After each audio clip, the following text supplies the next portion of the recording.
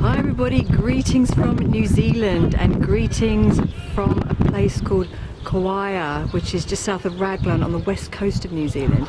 And I wanted to do a video here because I'm in a very special place. I'm in a Maori Marae, which is a Maori meeting house where they would back in the day do traditional ceremonies and funerals and that sort of thing, and big debates amongst chiefs. And I'm in this Marae here because I've been invited by the Maori crew who I sail on a waka with back in Auckland, and I'm here with the weekend with some Maori youngsters, and they're learning about how to tie knots and how to navigate by the stars, and it's just really interesting for me.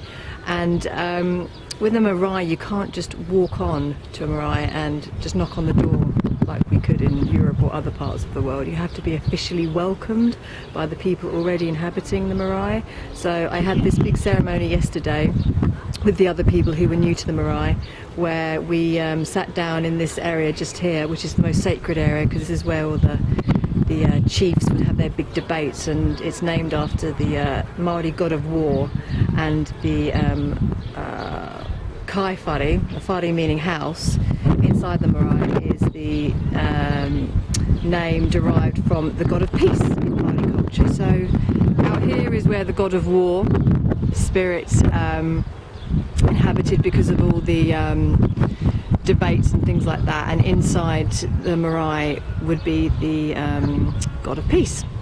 So you've got that kind of opposition there, which is a really cool sort of take on in the marae. But I'll just let you have a look. This is the main house here, and there's other parts of the marae too. I mean, this is the sacred area where all the chiefs would have and these are the carvings, which you can see. I'll let you have a closer look a bit later on.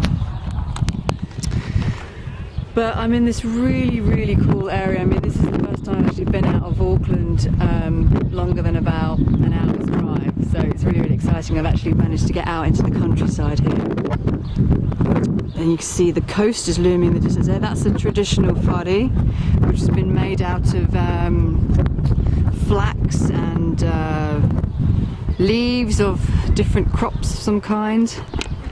But no, I'm just really lucky to be in this marae with local Māoris, and I'm the only Pakeha, as we say in the Maori culture. Pakeha meaning white person or foreigner, and yeah, so it's just a really cool, authentic experience I'm experiencing here. And you can see on the marae behind me all the carvings. Now the carvings are from the ancestors of the original inhabitants of the marae, so this is how their memory is preserved in the carvings on the front there. And if you see there in the middle, that is the main ancestor, and their arms coming out onto the roof is meant to be them sort of protecting the marae, and the spirits, the guardians as such, are represented in the marae. And inside, in the ceiling, you can see sort of the rib cages. So it's pretty much the core ancestor is having guard over the house, over the marae, which is really cool. So I'm learning heaps of interesting stuff about Maori culture and meeting Maori people. So I'll just take you over to have a look, a little bit of a closer look of these. So you can just hear slight singing, so there's a guitar out and it's all good entertainment and fun. So yeah, closer look here. You can see the tattoos on the lips of the ladies. Now that would have been used in sort of traditional times when ladies had status, so they would have the tattoos on their chin, and the men obviously had them on the face, and it's called the moko. I believe it's the moko is the correct term used for it. It's really interesting. And I'll just let you have a look at some other carvings.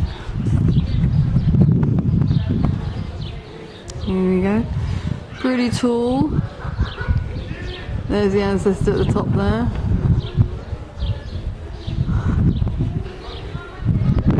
Yeah. Another Maori god, and the green necklace is called the tiki, and it's usually made from green jade stone, and it's meant to be bad luck to own one if the jade stone's not given to you. So there's that sort of Maori myth there.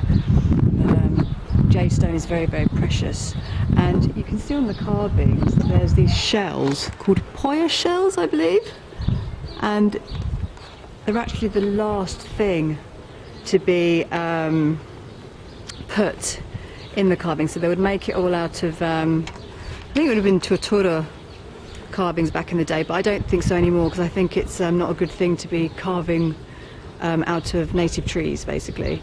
So with back in the eyes, they would put those on last because that's the window to the soul, so that's when the spirit really comes alive, when the eyes are put into the carvings. But it's so fascinating, and I just find it gorgeous pieces of craft.